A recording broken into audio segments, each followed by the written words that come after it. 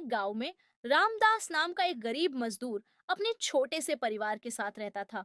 रामदास का जीवन सादगी से भरा हुआ था, लेकिन उसके दिल में परिवार के प्रति असीम प्रेम और जिम्मेदारी का भाव था।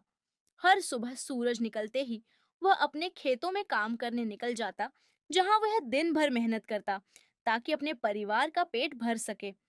उसकी पत्नी सीता घर पर रहती और चूल्हे पर खाना बनाती, साथ ही अपने दोनों बच्चों राजू और गुड़िया का ख्याल रखती। बच्चों की मासूमियत और उनके चेहरे की मुस्कान से घर में हमेशा खुशियों का माहौल बना रहता था।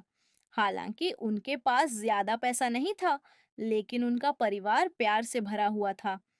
रामदास और सीता ने अपने बच्चों को सिखाया था कि खुशियां पैसे से नहीं आती, बल्कि मेहनत, सच्चाई और एक दूसरे के साथ बिताए गए प्यारे पलों से मिलती है। दोनों ही अपनी सादगी भरी जिंदगी में संतुष्ट थे, लेकिन रामदास हमेशा सोचता था कि कैसे अपने बच्चों के लिए थोड़ी बेहतर जिंदगी दे सके। एक दिन रामदास के मालिक ने उसे और ज्यादा खेतों में काम करने का मौका दिया।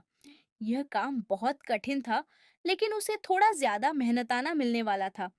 रामदास ने सोचा कि इस अतिरिक्त पैसे से वह अपने बच्चों के लिए नए कपड़े और अच्छा खाना ला सकेगा। इसीलिए उसने इस अवसर को तुरंत स्वीकार कर लिया। अगले कुछ हफ्तों तक वह सुबह से शाम तक खेतों में काम करता रहा। हर दिन वह थक कर चूर हो जाता, लेकिन उसके मन में अपने परिवार की भलाई के लिए मेहनत करने का उत्साह बना रहता। शाम को जब वह थका हारा घर लौटता, तो उसके बच्चे दौड़कर उसके पास आते और उसे लिपट जाते। उनकी मासूम मुस्कान और उनके चेहरे पर खुशी देखकर रामदास की सारी थकान मिट जाती। उसे एहसास होता कि उसकी मेहनत का सबसे बड़ा फल उसके बच्चों की खुशियां और उनके चेहरों पर दिखने वाली संतोष की मुस्कान है। उसने सोचा, चाहे हमारे पास ज्यादा पैसा ना हो, लेकिन मेरे पास अपने परिवार का प्यार है और यही मेरी सबसे बड़ी दौलत है। इस तरह रामदास और उसका परिवार हर दिन मेहनत और प्यार के साथ अपनी जिंदगी गुजारते रहे। उन्होंने सीखा कि सच्ची खुशियां पैसों से नहीं मिलती, बल्कि उन पलों में मिलती हैं जो हम अपने परिवार के साथ बिताते हैं।